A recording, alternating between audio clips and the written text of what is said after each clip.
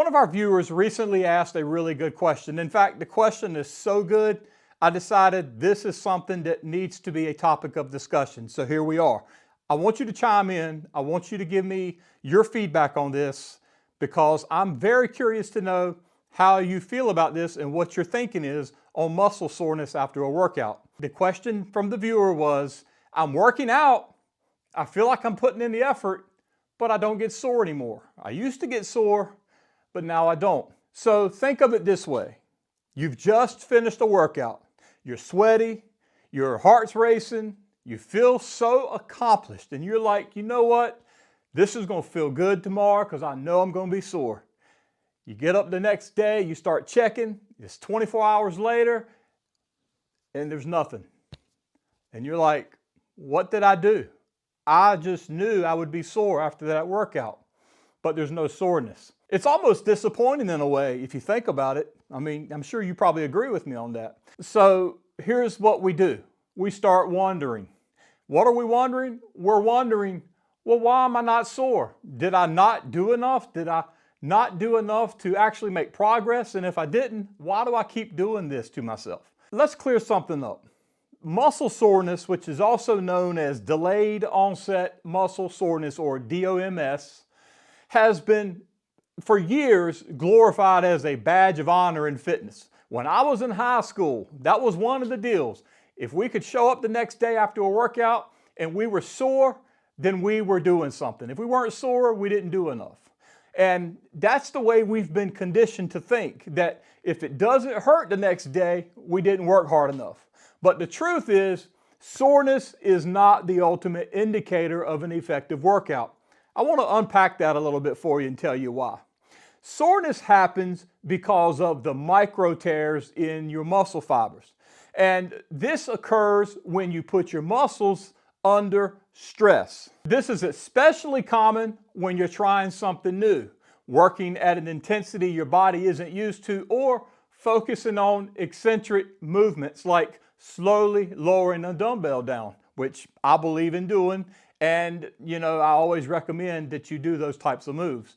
But those micro tears lead to inflammation, which your body then turns and heals, which makes you stronger.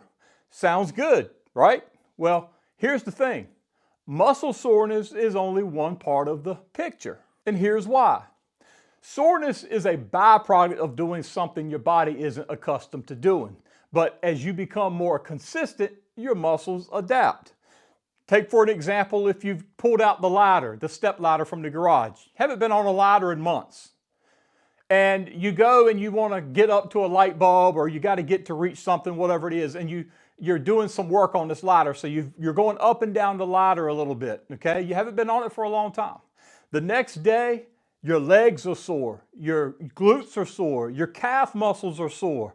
And it's like, wait a minute, I'm walking on them every day. I use them every day, but you don't use them to that extent. And you do that and you feel that soreness. But here's the deal. Once you start climbing that ladder for several days, you're not going to feel that soreness anymore. And this adaptation means you're becoming more efficient, which is a good thing. You might not feel as sore, but that doesn't mean you're not making progress. For example, if you've been following a structured program with proper progression, whether that's lifting more weight, doing extra reps, or increasing your cardio intensity, you're still building strength, you're still building endurance, and you're still improving your overall fitness, even without the delayed onset muscle soreness. Let me share my personal approach.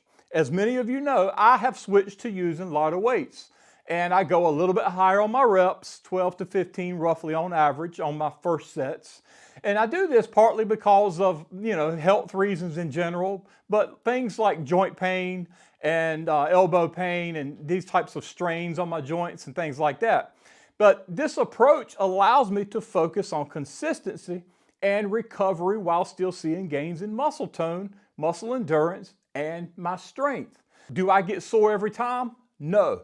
But the results are there, and more importantly, I'm able to stick with it long term.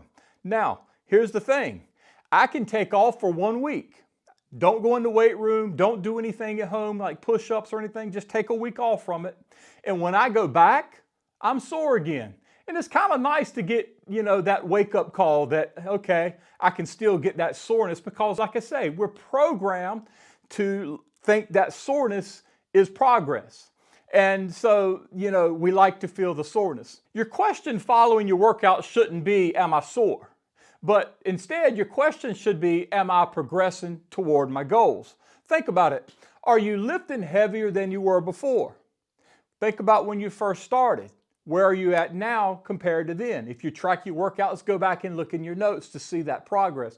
Are you moving better? Do you feel more energetic throughout the day? These are all signs of your progress, and none of these signs rely on muscle soreness. In fact, chasing soreness can sometimes backfire on you because you can have overtraining, and not allowing enough recovery time can lead to fatigue or even injury. And that's going to slow you down in the long run. I can tell you that. So effective workouts are about consistency, proper form, and smart recovery. They're about challenging yourself in ways that align with your goals, whether it's building muscle, improving flexibility, or just feeling healthier overall. Soreness can be part of the process, but it is not the whole story. So this is the thing I want you to take away from this, and this is answering my viewer's question as well. Don't measure your success by your soreness. Instead, look at your progress over weeks and months. Go back and read all your tracking that you've been doing in your notes. Look in the mirror and look for those results and things like that. Celebrate those small wins, whether it's adding weight to the bar, walking upstairs without getting winded, or just feeling better in your own skin. I want to hear your thoughts on this. How do you measure success in your workouts? Let me know in the comments section below. And if you found this video helpful, be sure to subscribe if you have not. Hit that like button so we can get this around to everybody that needs to hear it. Until next time, you go get fit.